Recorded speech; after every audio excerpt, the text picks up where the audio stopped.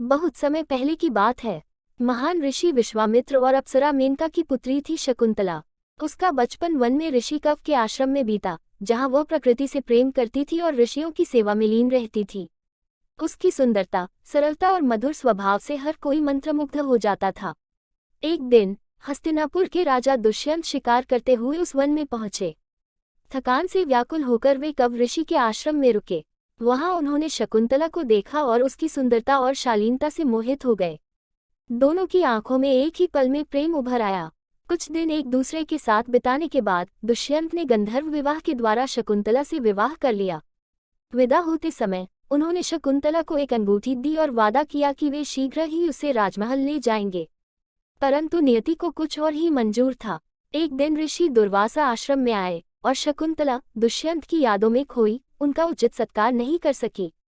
क्रोधित होकर दुर्वासा ने उसे श्राप दिया, जिसे तू प्रेम करती है वो तुझे भूल जाएगा।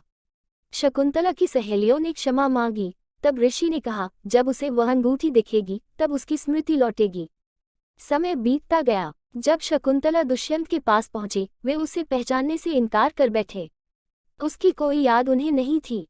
दुखी होकर वह वन लौट गई और वहीं अपने पुत्र भरत को जन्म दिया। उधर एक दिन मछुआरे को एक मछली के पेट से वही अंगूठी मिली जो दुष्यंत ने शकुंतला को दी थी। वह अंगूठी राजा को दिखाई गई और उसे सब कुछ याद आ गया।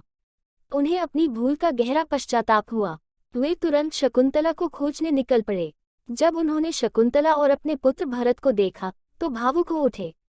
उन्होंने शकुंतला से क्षमा मांगी और उसे ससम्मान अपने साथ महल ले आए। भरत आगे चलकर एक महान सम्राट बना, जिसके नाम पर भारतवर्ष का नाम पड़ा।